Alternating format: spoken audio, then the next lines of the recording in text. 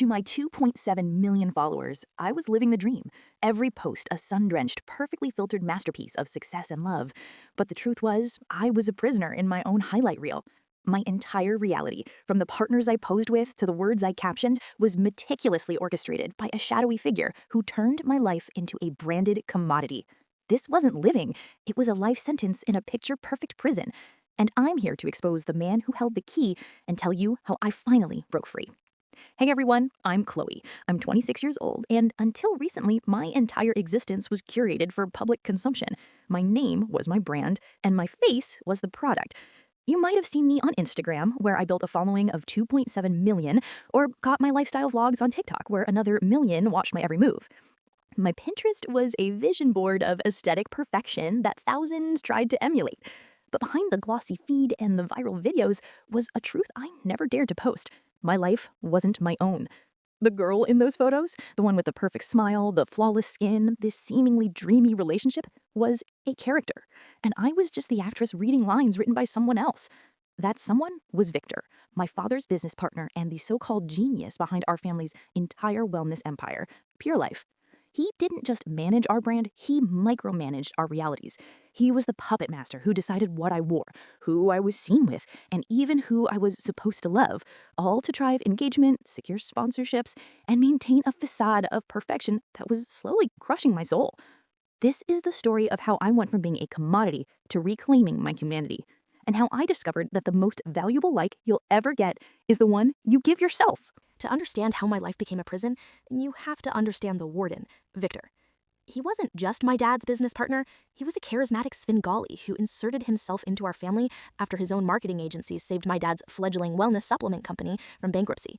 My dad, a brilliant biochemist, but a hopeless businessman, saw Victor as a miracle worker. And Victor made sure that belief never wavered. He became the architect of our family's fortune, and in return, he demanded total control over our family's narrative. I was his star project. From the moment I turned 16, Victor saw my potential. He said I had the it factor, a relatable kind of beauty and an air of authenticity that could be monetized. He rebranded our family from a simple supplement company to Pure Life, a holistic wellness empire, and I was to be its living, breathing mascot. My Instagram, which started as a fun feed of me and my friends, was systematically taken over. He had the passwords. A team of content strategists reported to him, and every post was analyzed through a dashboard of engagement metrics. A sunset photo wasn't just a sunset, it was a data point. A caption about feeling tired wasn't genuine, it was a calculated move to seem relatable to drive higher engagement from young women. He orchestrated everything, from the casual coffee shop photos that were actually shot by a professional photographer to the heartfelt captions about family and wellness that he dictated to me. My real personality, my dreams of being a writer, my desire for messy, imperfect experiences, all of it was a liability to the brand. Victor's most insidious move, however, was engineering my personal life. He identified a rising, similarly aesthetic fitness influencer named Liam and proposed a strategic partnership.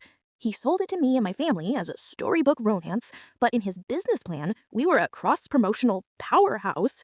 Our first meeting was staged, our first date was filmed for a vlog, our entire relationship was a content schedule, designed to maximize follower growth for both of us and funnel sales to Pure Life. I was living a script, and Victor was the only one who had the full manuscript. He had built a gilded cage around me, and the scariest part was that from the inside, with the glow of 1 million likes reflecting off the bars, it almost looked like freedom. Behind the hashtag Chloe and Liam hashtag that was racking up millions of impressions was a reality so hollow it felt like a physical ache. Our relationship was a soul-crushing performance, a series of moments manufactured for the camera and then immediately discarded. I'd be curled up on the bathroom floor, sick with anxiety after a brutal comment section spat, and Victor would text me, "Great engagement on that argument. The makeup coffee date is scheduled for Thursday. Start drafting a vulnerable caption about growing through challenges." There was no room for my actual vulnerability, only the performance of it. Liam was the perfect partner for the charade. He was just as invested in the clout as Victor was. We were co-stars in a show, not partners in a life. He'd critique my angles in our candid morning photos, his voice devoid of any real affection. "Your smile looks forced, Chloe. Remember, we're couple goals, not couple therapy." The man who was supposed to be my safe space felt more like a critical business associate, and my heart was the failing division he was constantly trying to restructure. The breaking point, the moment the pristine filter truly cracked, came when I ended up in the hospital. The constant pressure, the 3 a.m. content binges, the anxiety of maintaining the illusion, it all culminated in a severe panic attack that my body mistook for a heart attack. As I lay on a gurney, an EKG monitor beeping beside me, my phone buzzed incessantly. It was Victor, not asking if I was okay. His message read, "Heard you're at the ER. This is a golden opportunity for a raw, authentic boast about wellness burnout. Have Liam take a picture of your hand with the IV, make it black and white, very poignant. We can pivot the narrative." In that sterile, fluorescent-lit room, the last shred of the illusion dissolved. I wasn't a person to him. I was a plot device. My real pain was just another trending topic to be exploited. My hospital bracelet, just a new accessory for the brand. The heartbreak wasn't about Liam. It was about the terrifying realization that in the world Victor built, my humanity was a liability. And my suffering was just another worm of content waiting to be uploaded. Lying in that hospital bed with the scent of antiseptic replacing my usual vanilla-scented perfume, something inside me finally broke. But it wasn't a breakdown. It was a breakthrough. It was as if the cold, clinical environment had wiped the digital fog from my eyes. Victor's message about turning my panic attack into content wasn't just tone deaf. It was a declaration on war on my soul. In that moment, I saw the entire architecture of my prison with terrifying clarity. The authentic brand was a lie. The strategic partnership with Liam was a farce. I was a puppet, and the only way out was to cut the strings myself, no matter how high the fall. The first cut was a small one, almost imperceptible to my followers, but it felt like severing a steel cable. The day after I was discharged, Victor's team had scheduled a recovery and reflection and Q&A live stream with Liam. I went live, my face bare of makeup, the hospital bracelet still faintly visible on my wrist. Liam was beside me, playing the part of the concerned fiancé, his arm draped around me in a way that felt more like a restraint than a comfort. When a fan asked, "How do you two handle real-life struggles?" Liam launched into a rehearsed speech about communication and trust. I let him finish. Then I looked directly into the camera, my voice quiet but steady. "Sometimes," I said, "you don't handle it together. Sometimes you're completely alone, even when someone is right next to you." The chat exploded. Liam's grip on my shoulder tightened. I could feel the fury radiating from him off camera. I had broken the script. I had introduced a note of discord into our perfect symphony, and the audience heard it.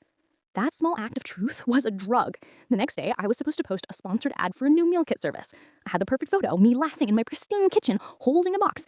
Instead, I posted a blurry, poorly lit picture of the same box, sitting on my counter next to a stack of unopened mail and a wilting plant. The caption was short. "Not every day is a photo shoot. Sometimes you're just tired. #real-life." The backlash from Victor was immediate and vicious. He called me, screaming about brand dilution and breach of contract. But for the first time, his screams sounded distant, like a bad radio signal. I was too busy reading the comments from thousands of followers thanking me for being real. Their validation was a different kind of currency, one that couldn't be measured by Victor's analytics dashboards. The final, definitive crack came when I overheard a phone call between Victor and my father. I heard Victor say the words that would forever shatter the illusion. "She's becoming a liability. Her engagement is shifting. We need to lock her into a more binding contract with the Liam narrative before she destabilizes the entire Pure Life valuation." He wasn't worried about me. He was worried about his asset. And in that moment, I knew the prison door was finally unlocked. All I had to do was walk out. Walking away from a gilded cage is terrifying because you're not just leaving the cage, you're leaving the gold. The week after I overheard that phone call was the most strategically intense of my life. I was no longer Chloe the influencer. I was Chloe the operative, quietly planning my own extraction mission. The first step was the most frightening. I hired a lawyer, not just any lawyer, but a ruthless entertainment attorney who had taken on major studios and won. I used money from a secret savings account I'd been slowly siphoning for months, money from a few small, under-the-table freelance branding deals Victor never knew about. In her stark minimalist office, I laid out the situation. I showed her the contracts I'd signed as a naive teenager, the non-disclosure agreements, the morality clauses. I played her the voice memos I'd secretly started recording of Victor's tirades. Her face was unreadable, but she said, "We can break this. It will be ugly, but we can break it."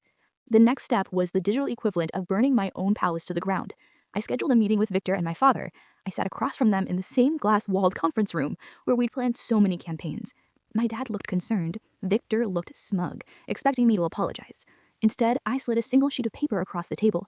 It was a formal notice of my resignation from the Pure Life brand, effective immediately, citing a hostile work environment and undue influence. The color drained from Victor's face. My father started to protest, but I cut him off. "I am not an asset," I said, my voice not rising above a whisper, but it carried a weight that silenced the room. I am your daughter, and I am done. Then came the public exit. I knew a simple post wouldn't be enough. It had to be an event that Victor couldn't spin or control. I went live on Instagram and TikTok simultaneously. From my own personal apartment I rented under a friend's name. No team, no filter, no Liam. For the first time in nearly a decade, it was just me, raw and unscripted. I didn't go into all the salacious details about Victor or Liam. I simply spoke the truth. I told my followers that the Chloe they knew was a character. I apologized for perpetuating impossible standards. I confessed that I was deeply unhappy and that I was choosing my mental health over the brand. I ended the stream and then I did the most liberating thing I've ever done. I deleted the Instagram and TikTok apps from my phone. I didn't deactivate the accounts. I left them there as a monument to my past life, but I physically removed the temptation to check the fallout. For the first 48 hours, my lawyer handled the barrage of calls. There were threats of lawsuits from Victor, pleading texts from my dad, and a venomous, carefully crafted statement from Liam's team, painting me as unstable. But there was also a wave of support from other creators and my true fans that was so loud it drowned out the noise. I had logged off from Victor's world, and in doing so, I had finally logged on to my own. The silence was the first thing I noticed. The constant buzzing hum of notifications, the pressure to perform, the white noise of Victor's demands. It all just stopped. In its place was a quiet so profound it was almost deafening.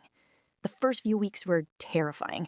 I'd instinctively reach for my phone to document a beautiful sunrise, only to realize I didn't have to. I was having experiences for me again, not for an audience. There were no angles, no captions, no metrics. There was just the feeling of the sun on my skin, and it was enough. I won't pretend it was an easy transition.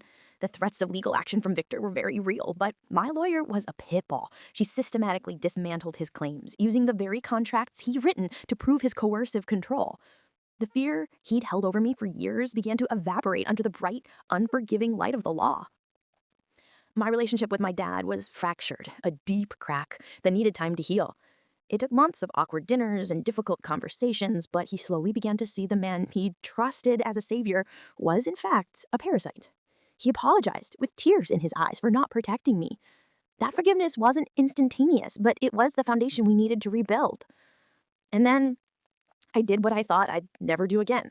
I returned online, but this time it was on my own terms. I launched a new platform, not as Chloe of Pure Life, but just as Chloe. I shared my story, not as a sensationalized expose, but as a raw, documented journey of deprogramming from a life of performance. I talk about the psychology of influence, the dangers of curated reality, and the hard, unglamorous work of rebuilding an identity. The content I create now is messy, sometimes unedited, and always authentic. I've built a new community, one that values truth over perfection. I even started writing again, my original passion that Victor had deemed unmarketable. My first personal essay was published in a literary journal last month. Holding that physical paper with my words printed in ink that couldn't be edited or deleted felt more validating than any million-view video ever had. The girl in the filtered photos is a stranger to me now. I don't miss her. She was a beautiful shell, a ghost in a machine that was never meant to house a soul. I am freckled, I have laugh lines, and my hair is often a mess. My life is smaller, quieter, and infinitely more real. The present was made of likes, comments, and a relentless pursuit of perfection. My freedom is built in the quiet moments in between, in the unphotographed deep breaths, and in the unwavering knowledge that the only person who gets to define my worth from now until forever is me. So that's my story. It's not just about escaping a person, but about escaping a system designed to make you forget who you are. For years, I was told my value was a number on a screen, but my journey back to myself taught me that our real worth is measured in our courage to be authentic, to set boundaries, and to choose ourselves, even when it's the hardest thing in the world. And this is where my story ends. But our conversation is just beginning, because I know I'm not the only one who has ever felt trapped in a version of your life they didn't choose. If this resonated with you, if you saw even a glimmer of your own struggle in mine, then please, let's keep this going. First, the comment section. It's not just a comment section, it's our community. I've pinned some questions at the top of this video, deep, personal ones about breaking free from expectations and reclaiming your identity. Your story, your insight could be the exact key that unlocks someone else's prison. Let's use this space to heal and grow together. Your voice matters here. Second, if you want to join me on this mission to turn pain into power, please hit that subscribe button and ring the bell. This channel is dedicated to pulling back the curtain on the systems that manipulate us and sharing the real actionable tools to build a life that is truly unapologetically yours. And finally, if you know someone, a friend, a family member who needs to hear this message today, share this video with them. Send it with a simple text, "I'm thinking of you." You have no idea how that small act could change the entire trajectory of their day or even their life. Remember, the most powerful filter you can ever apply to your life is the one of your own truth. Thank you for watching, for listening, and for being a part of this. I'll see you in the comments.